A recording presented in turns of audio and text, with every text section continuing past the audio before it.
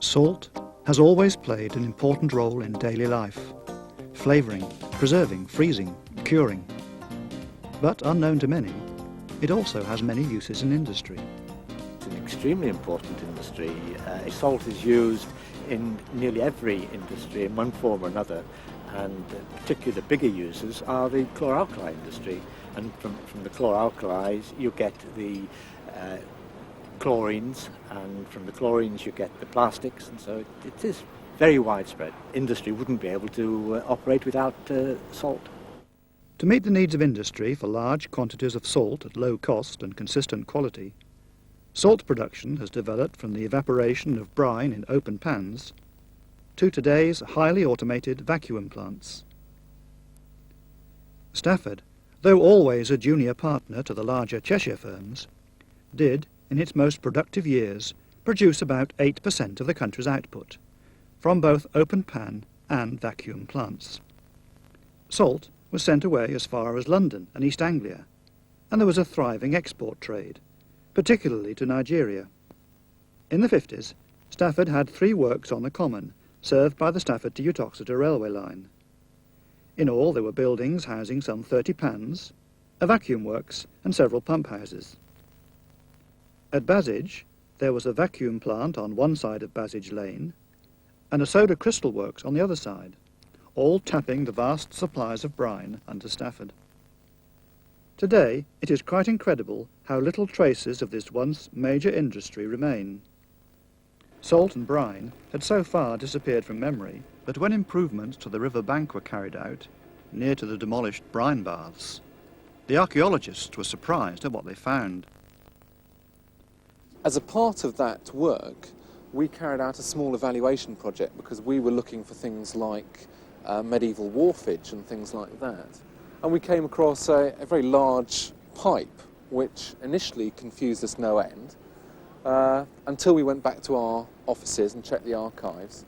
And very quickly it cottoned on that this could be nothing else except brine. And it was one of the main brine mains serving Basage, I guess. There are other pieces of abandoned pipework to be seen in the water meadows near the Basage works, possible remnants of the distribution network that once connected the pumps on the common to Basage and the brine baths. No traces of the Basage railway sidings remain. An industrial estate has obliterated the old works, and the vacuum plant is now a residential caravan park. Astonfield's estate has covered all the sites of the common works, but the old Weybridge office remains, and a social club, the name and abbreviation of Amalgamated Salt. There are scanty remains of the common railway station and the once busy railway sidings that served the works. But of the works themselves, nothing remains. And the copper strip and the County Museum has done its rivets. best to preserve some artefacts, but much of the history is held in the memories of those who worked in the plants and those who lived near them. The common was the salt works, because there was the RCI, there was the Stafford Salt and Alkali, and John Manges. And they employed a lot of people in those days. And so the parents worked there, and the children, if they left school, they sort of went there, you know, like a family business, really. And they said to you one day, "Lo, we want a riveter up at Basage." So I'd go up with them.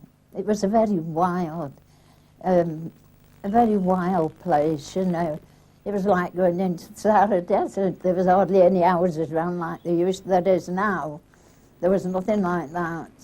It was just little country cottages put here and there. I came up the Sandon Road when I was 4 years old, when my father bought this house. And this was all fields with cows on when we came up. But, of course, over there was the salt works. I remember when we were young, we couldn't really sit on the grass because the smuts from the chimneys, it was unbelievable. And Monday mornings, mothers putting out the washing, they would have to bring it in and do it all again. It was that bad. However, even when the works were in operation, Their location on the edges of the town kept them out of the public eye, except for regular grumbles in the paper about the smoke nuisance, and then later the long legal battle over subsidence. Perhaps the most obvious sign to most people was the participation of the workforce in the town's pageants, when the girls dressed up on the processional floats that trundled through the streets advertising the company's products. The Royal Brine Baths was another clue, but only to those who thought to wonder where the brine came from. I've got to say this, I was trained only just behind Lowndes there, at a place called Keats and Baxton, and I worked there 10 years, and I only worked down there and didn't know this place existed.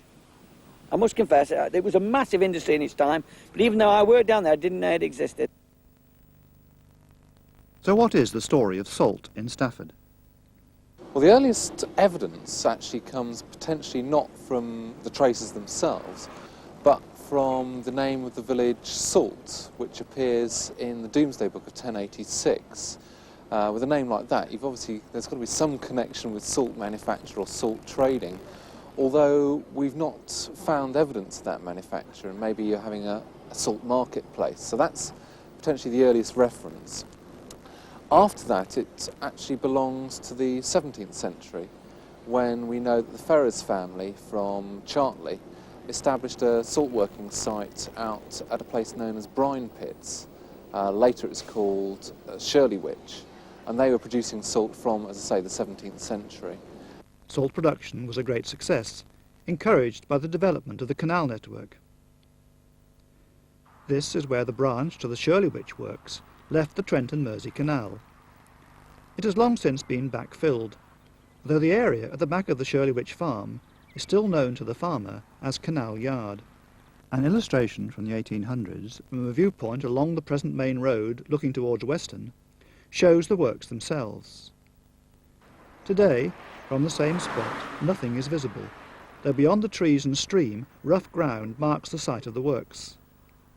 And in a nearby field, a half-forgotten well has been shown to connect to the brine springs exploited at Shirleywich. In the 19th century, with a healthy demand for salt, a new factory was built in Weston itself.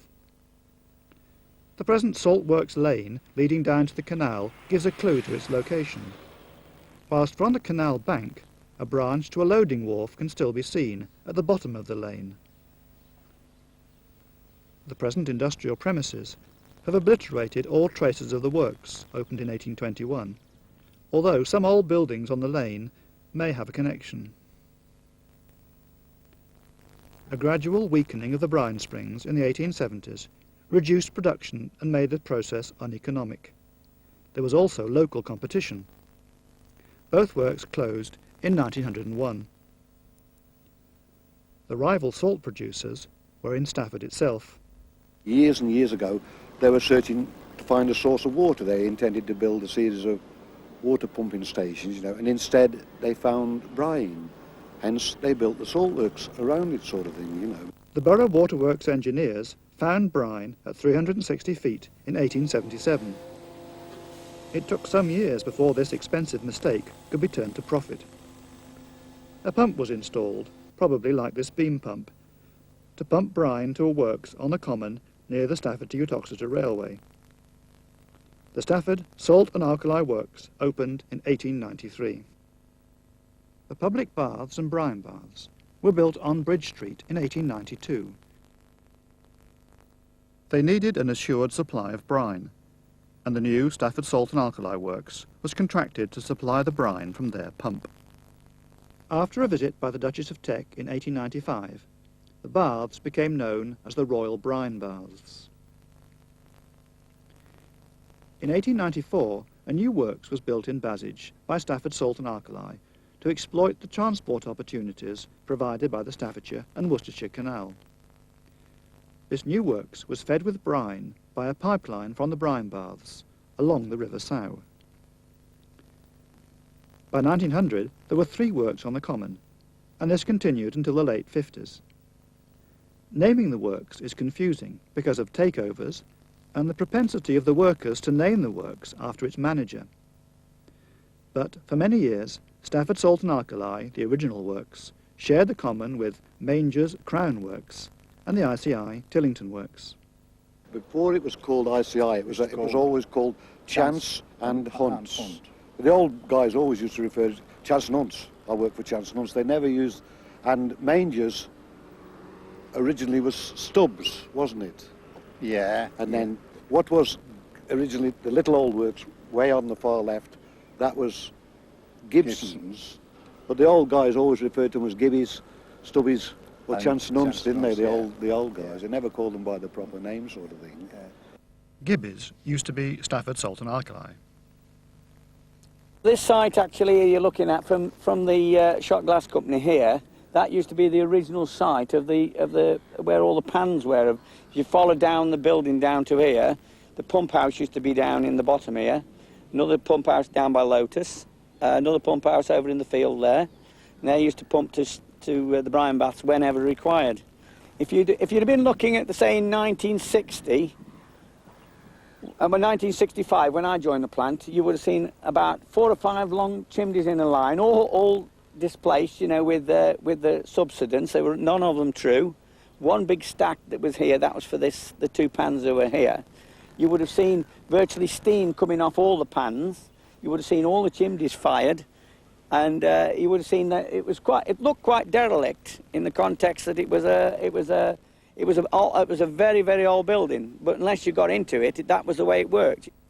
Stubbies, which became Mangers, was officially the Crown Works, situated on the north side of the railway line, just behind and to the left of the signal box in this picture, at the end of the common station platform.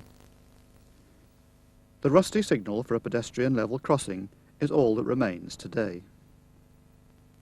Mangers was featured in a book of the time, describing best practice in Britain's modern salt industry. It describes the open pan process and the vacuum process, where the brine was evaporated in a series of closed vessels.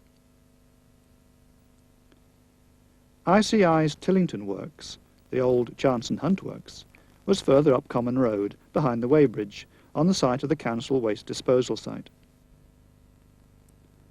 This film was shot in 1959, just before closure. The vacuum salt being loaded here was produced in Winsford in Cheshire or Stoke Prior in Worcestershire. The pan we can see is producing common salt, which was destined at the time for gritting the roads in winter. The railway lines used to be down here, and there used to be the LNER station there, and they used to shunt all the trucks down here. And then my grandfather used to have a team of horses, 3 horses, and used to pull all these trucks up to the bays wherever they wanted to load them. And then eventually, when the war came along, they replaced these big draft horses with a tractor sort of thing, didn't they? In 1957, Mangers' original vacuum plant closed. From 1948, there was a vacuum plant at Basage, fed from a new borehole on the site of the present Haybarns estate, through a pipeline along Beaconside. This was built as a collaborative effort by Mangers, Stafford Salt and Alkali, and the Cheshire-based George Hamlett and Sons. We had a salt works in Winsford, and we came together with 2 other salt manufacturers who were based in Stafford to produce the vacuum salt works. And each company drew their salt from that particular works, and they found that they worked well together, so they decided that they would amalgamate and form Vacuum Salt Limited. So that was the original one, and then they became Amersal Limited. Amersal was formed in 1950 by a merger between Vacuum Salt Limited, Stafford Salt and Alkali, Mangers, George Hamlett and Sons, and other Cheshire companies, and continued as a separate company until 1958. Amersal Limited, which was the company in Stafford, was taken over by British Soda Company, which was a subsidiary of Staveley Industries, and this particular works in Middlewich was built in 1968, and at that time they changed the name from British Soda Company to the British Salt Limited. That really brings it right up to date. It's Cheshire salt from the Middlewich plant that now supplies Stafford's old customers. Despite competition from vacuum salt, the centuries-old open pan method had the virtue of simplicity and of being able to produce easily a range of grades of salt, from fine to very coarse. The longest running open pans in Stafford were those of the former Stafford Salt and Alkali Company, and although they were gradually run down in the 60s, they survived almost to the end of salt making in 1970. Most of the buildings were wooden constructed with corrugated asbestos roofing with a big gap at the top to allow the steam to come out. We couldn't use, metal ironwork just corroded, so it was mainly, they were mainly built of timber, or about 12 inches square. And Henry Venables used to supply us with most of the timber. And I came down and I thought, this place is derelict. And it did look derelict, but it wasn't. That was the way it had to work. With salt, there was no way you could keep things square and nice. It was so corrosive.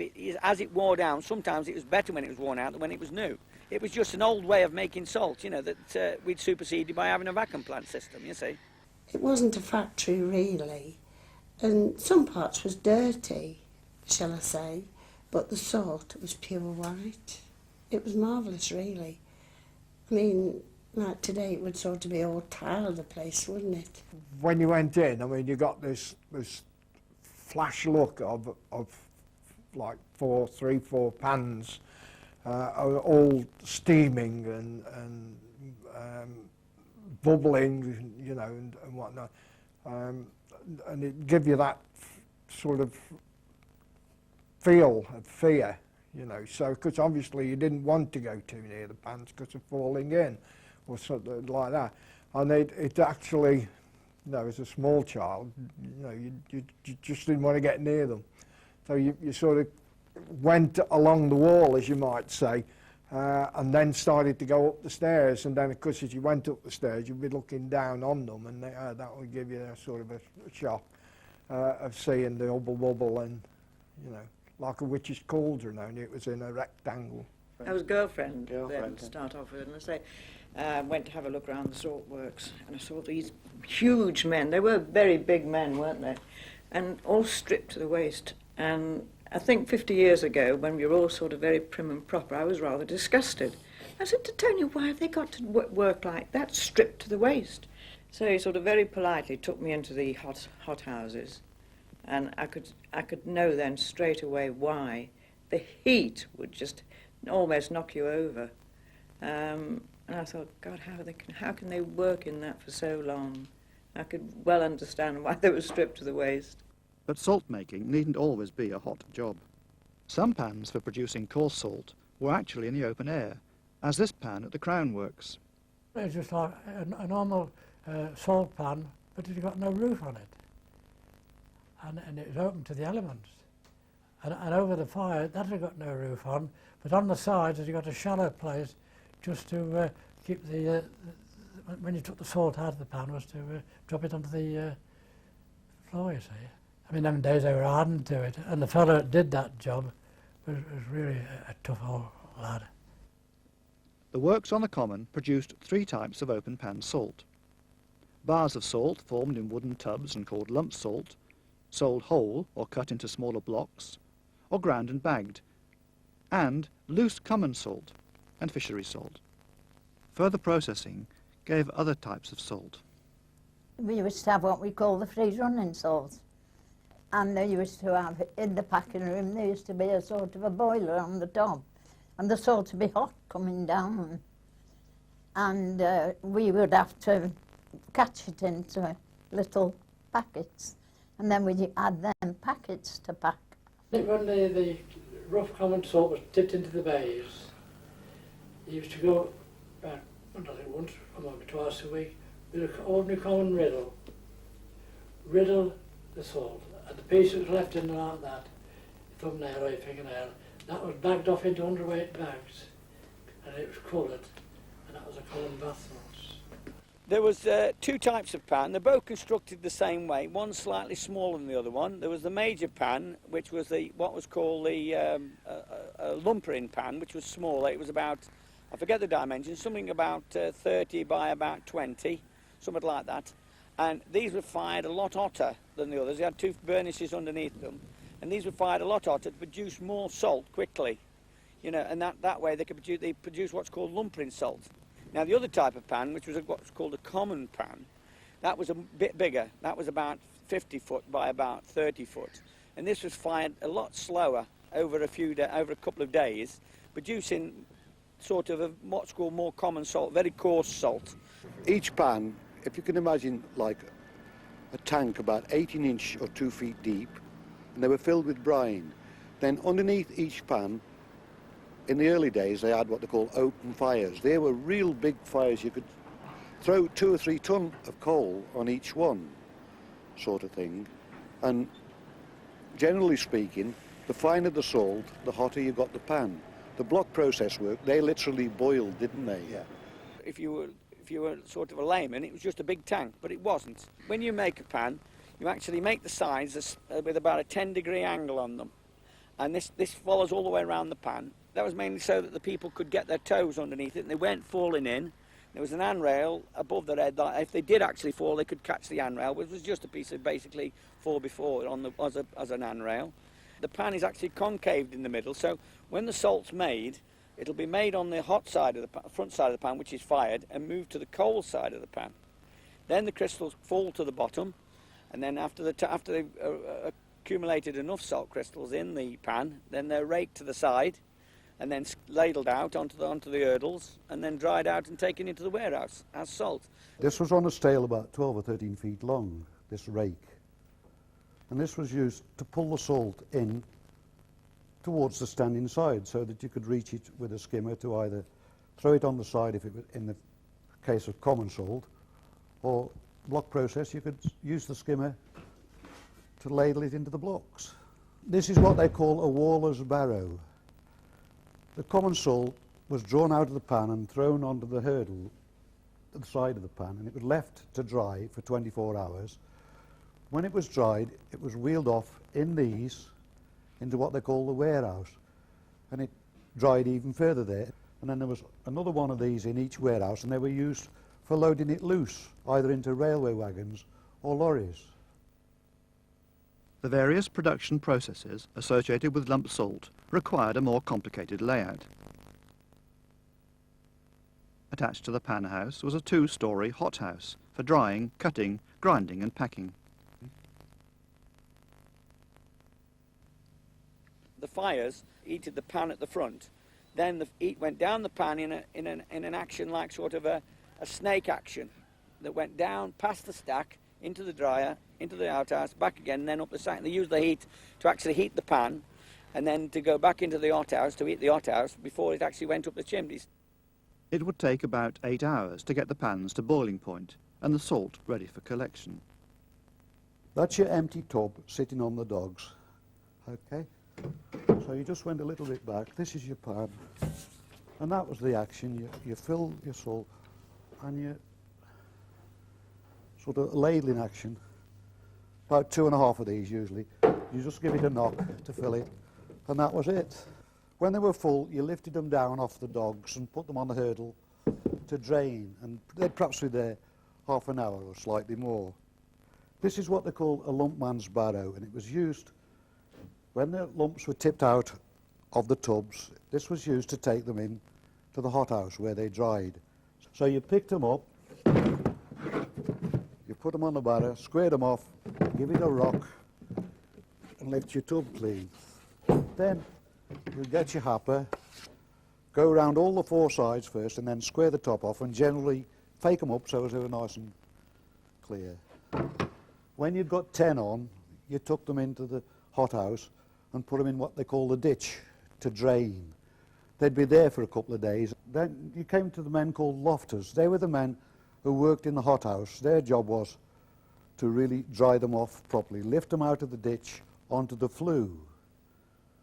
They stacked them on the flues, and they were there for 2 or 3 days. They had to stack them with a slight space between each one so as the heat would get all round. But when they were finally ready for either wrapping or loading into wagons, the lofter used one of these. This is called the lofter's barrow. And he placed them on, you'd probably get about 4 and then 3, 2, 1 sort of thing, pyramid shaped. Then they were either sent out how they were.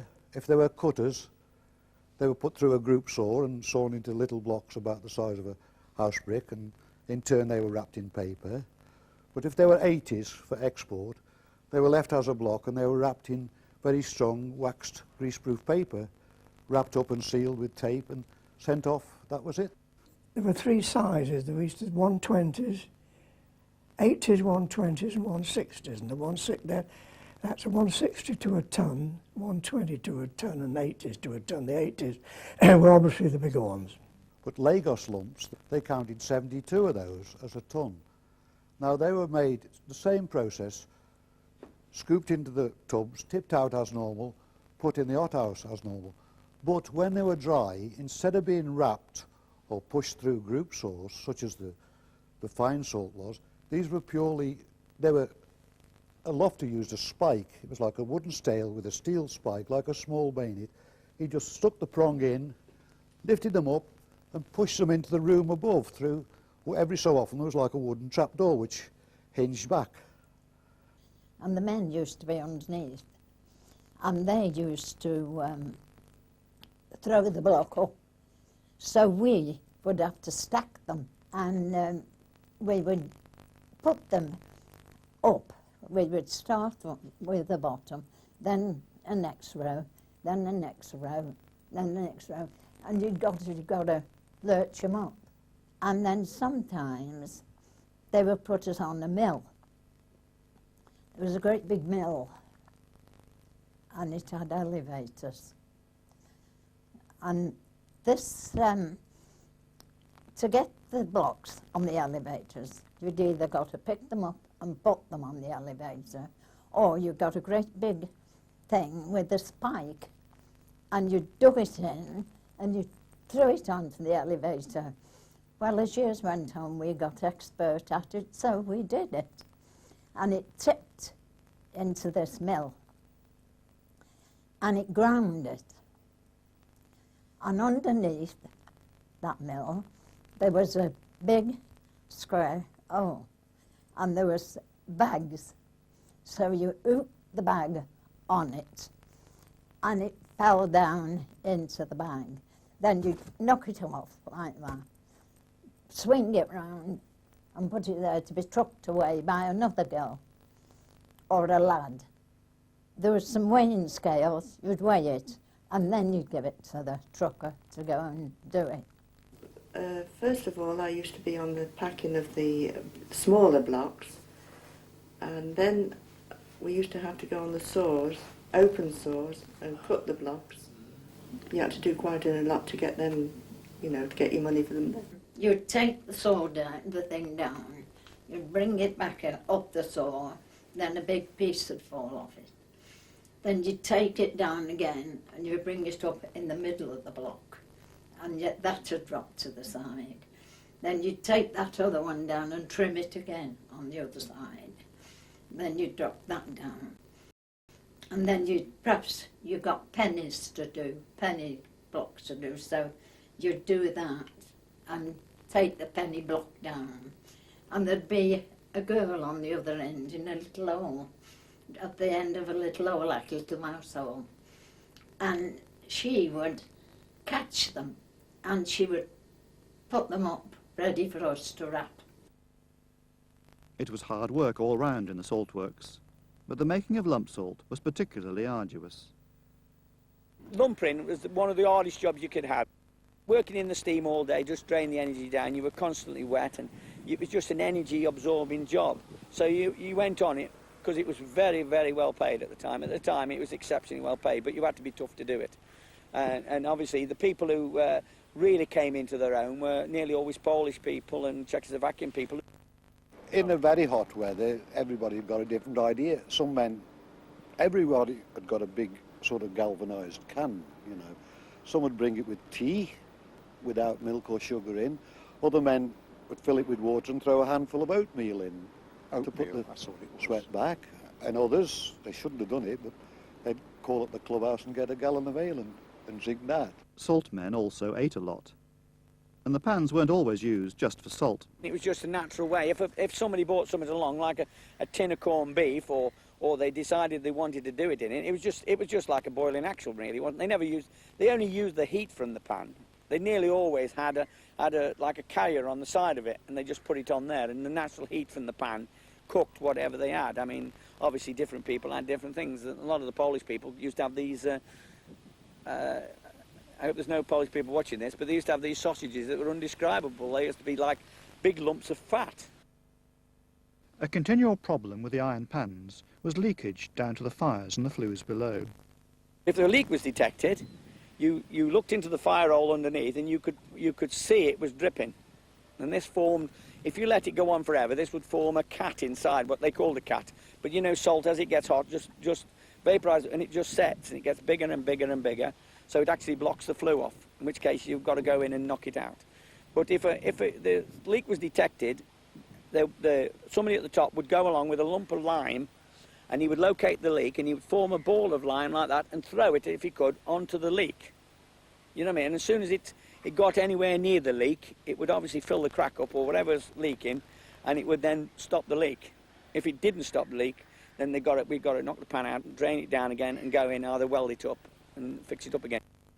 Welding was the modern method of repair, but riveting was the traditional one. And Lily even got involved in this. During the war, they were short of a lad, so they asked for volunteers.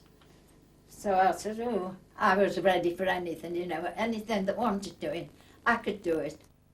The pan was emptied, cleaned right out, washed out, and then the smithy people, they cut the hole out, cut the plate out, made another piece and put that on the top. Then they burnt holes all the way around to put the rivets in. They put the rivets in a little sort of a bowl sort of thing, and inside there was coke. And then they'd say to you, well, come on, Lil, let's get going.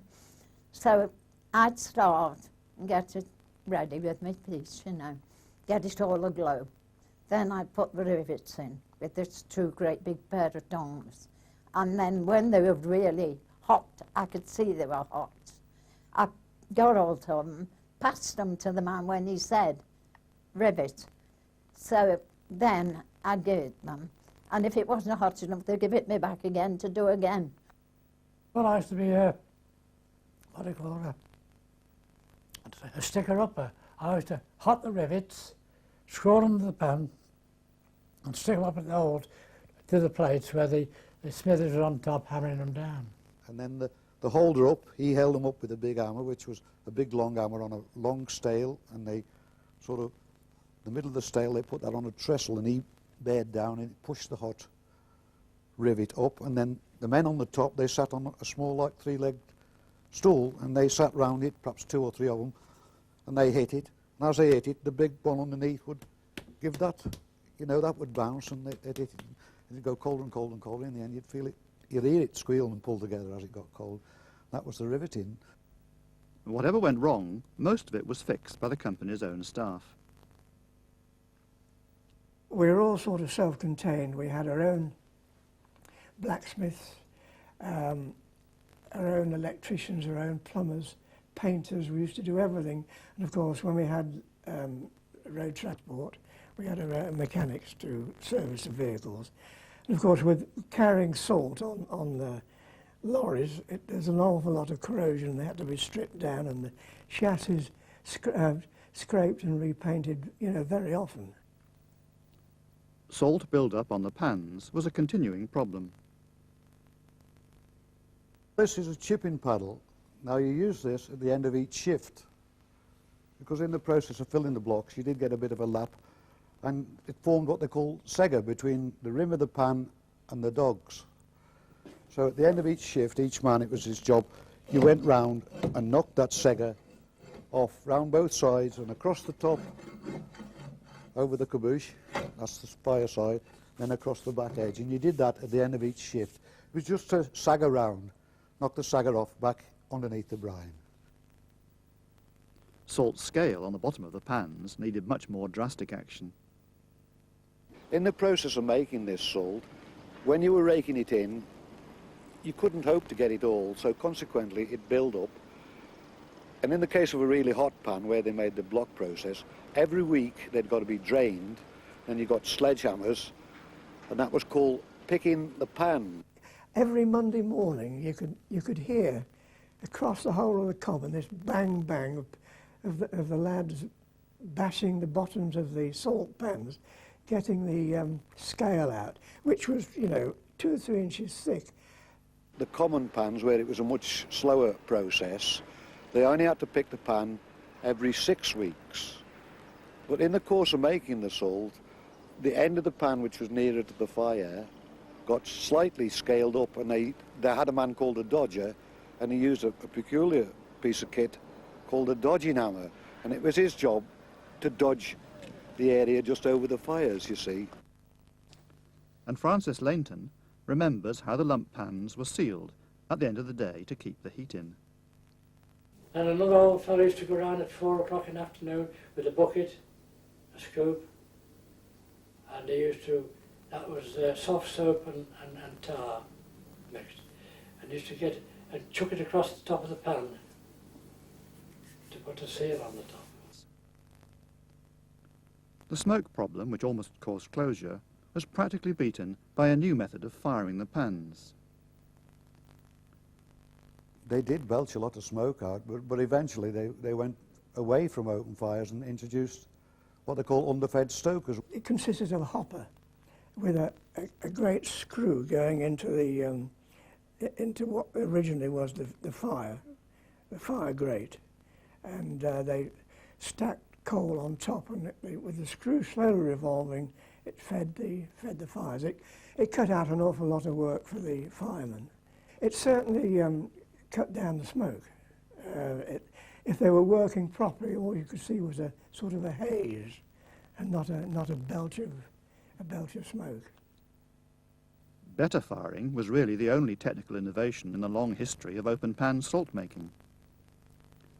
The real innovation in the industry was the introduction of the vacuum method for making salt. We've seen that the early vacuum works on the common were supplemented by the Basage plant in 1948. The vacuum plant worked on a totally different principle. The vacuum plant actually, it worked on the same theory. You're pumping brine out the ground, which had to be a certain density to be practical. It had to be a twaddle reading of 22. Everything was based on heating it up in evaporation, you see. Well, on a vacuum plant system, you had the brine delivered to a big holding tank. It was then taken into a purification plant, which they didn't have here. When they evaporated it off, you got salt as it was naturally, with all the bits and dabs in it, you know, that would do it. But on a purification plant, it then purified the brine. It took out gypsum, so that went into the vacuum plant. The vessels actually were big copper vessels with big tubes in them, and the brine passed on the inside of the tubes and the steam on the outside of the tubes, and it heated it up, and then it obviously evaporated up and left the salt. And then it sinks to the bottom. It's stuck up to the top on a big chain. It comes down a chute onto a filter. Air suction draws it onto the filter, and then it's cut off with a knife, and then that it's separated. Then some goes in the dryers and some goes down to the wet chute. In the dryers, in big drums, go round on the big drums they do, and then they dries it like that, and then we have to bag it then. And then I was there till it shut down, and then I went to Basage. Now the only thing we had at the salt works was brine and coal. Coal to fire the boilers, which worked at about 120 pounds a square inch. And they went through the Bellis and Morecambe steam engines, which produced the electricity to run the place, and reduced the steam down to 6 pounds pressure, so we could use it in the vessels. It had what they called a Mearleaf plant of 3 steamers. And the first vessel, you've got it at 6 pounds steam pressure, and you take it over, the steam off the brine, into the second vessel, which you have at about 10 to 12 inches of vacuum, so that it boils at a lower temperature. So the steam off the first brine acts as the warming agent to the second vessel, and the salt boils off the brine at a lower temperature. And that steam goes into the third vessel, and that vessel you have virtually a maximum vacuum, 29 inches. So you're getting 3 lots of boiling brine for the price of 1 lot. Made about 800 tonne of salt a week. But it wasn't very efficient because the vessels weren't high enough. When you're working on maximum vacuum, you want the vessels as high as you can get them so that you haven't got any vacuum at the bottom of the leg. We had the position, whereas if you took your pipe off the bottom of the leg, you might get a blockage of salt. It sucked air and the whole thing stopped because you'd lost your vacuum. So eventually they changed the manager. And what he did, he got the engineer to raise the vessel about 15, 20 feet further up in the air. Put longer legs on it and put a big stirrer in each one. And it improved the plant so much that we finished up making about 2,000 tonne of salt per week out of the same lot of vessels, which was quite good. In the end, we had a bagger that you could bag, as fast as you could put a bag on, you could bag it, because it would bag about 10 tonne in 10 minutes. It was that quick. And it used to be all go away by belt, and there used to be 2 men on the lorry picking it off and loading it, and then taking it away there, like that. Plants used to do a lot of transport for us. They used to take it all down London and that.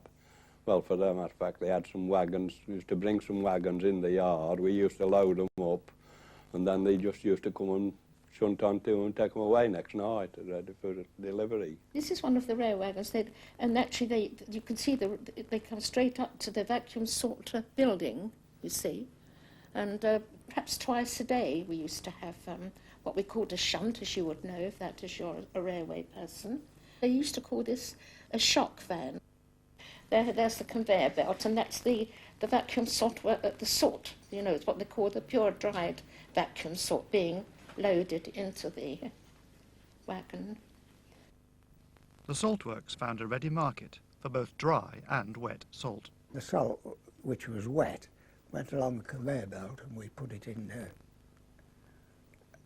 big piles, and it went for snow clearing and water softening to the big water boards. And in fact, everybody that wanted wet salt had it. But the rest of it went to the dryers, and we dried it in 100-weight bags. And that went everywhere, to all the bread manufacturers, cake manufacturers, butchers, bakers, everybody that you saw took the salt because it was good salt. There was nothing in it. There was nothing at all in it. We had the packing department, which we used to put the drying agent in with the salt and pack it. And we sold it in shaker. It was called shaker salt. It was nice salt, but it doesn't exist anymore. The name went out of it. One disadvantage of the vacuum process was that it didn't make the larger crystals obtained by slow evaporation in an open pan. But a method had been devised for producing a coarser salt. Not of individual crystals, but rounded balls formed when the crystallizing salt was suspended in a flow of air in the vessel. This was the Oslo process, perfected by ICI in the 40s. However, it was still pioneering work for Basage when it decided to compete. It was quite an emotional occasion after all this work of setting up all this massive plant and machinery to see a huge lorry come in with the first of these vessels on board, and I think there was 4 all told. When it was up and running, I had a packet given to me by my boss, and that was the very first samples that came off, and it was supposed to be the first production in the world.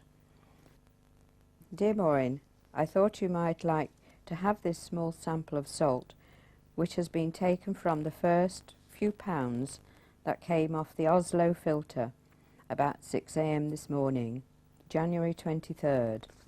It's rather blurred, but I think it's 57. But the people that built it used long welding rods, and after running it during the transition period with the engineers, the welding between the sheets fell out. So we closed it down for 6 months, and we lost. They were hoping to get a start against ICI. ICI were our big competitor, and that ruined the job. Amersal's laboratory was always looking for new products based on salt. His idea was to make this salt, and he put additives in it, and it was made to help a woman look more beautiful. When Ben used to bring a bit home, I always said, oh, it smelled like stuffing. It looked like it as and well. it looked like greyish and stuffing, that, you know. Queer stuff. He had about 5 different additives in it. Yes, yeah. But it was an experimental stage, really. He didn't market it, but it, you know. To make the women look beautiful. But it didn't get anywhere. Whatever the problems in the 50s, Basage under British Soda in the 60s was efficient and profitable. It was only a small factory, but it was very good. I mean, our turnover was very high. Yes, I won't have a word said against it. And I say it was because of the court case with Lotus that we had to close. Ground subsidence was the problem. Uncontrolled brine pumping could lead to large-scale collapse of the land above. And this happened in Stafford, most noticeably in the area of one of the boreholes. This pump house then started to go down, and the brickwork was collapsing away from it. The pump was actually standing still because the pipe was stuck in the rock above the Brine River, but the ground level was going down, so they collapsed the building. They built a fabricated building of wood round it in asbestos, and then that went down. If you went up underneath the building, you could see the pipe actually sticking out the ground. And over the period of years, the pipe was out the ground about 6 foot, and the pump was on the end of it, and the building went up with it. The effects of subsidence are clearly visible today in the plumber's shop outside Lotus and in Crooked Bridge Road. Subsidence caused Lotus major problems. And at that time, Lotus had built their new sports and leisure store, and it fell down through subsidence. So Lotus bored down into the Brine Lake, and they fitted a dipstick. And every time we started the pump, their dipstick wobbled to tell them. So they had an absolute better record of how often we pumped than we did. And they realised it was the level of brine was under their factory. And of course, my reasoning was, they've got to stop us. There's no way they're going to let us carry on pumping and sinking their factory. You know, it's their own, is it? Anyway, Lotus took us to court and they won the case. They gave us 28 days to close down. Well, we felt that the company was wrongly dealt with about that. We certainly felt that there was substance was caused by other than brine pumping, because in fact the Lotus factory was built on a marsh. But the court had ruled, and 1970 saw the end of salt production in Stafford. The last of the close-knit, family-style companies that had employed generations of Staffordians would have no more workers' outings and no more characters like Lily. Oh, we had some fun. It was one laugh when you went to work. The fun we had, you know. We were always laughing and having a bit of fun between ourselves. It was great. It was great. Hard work, but it was great.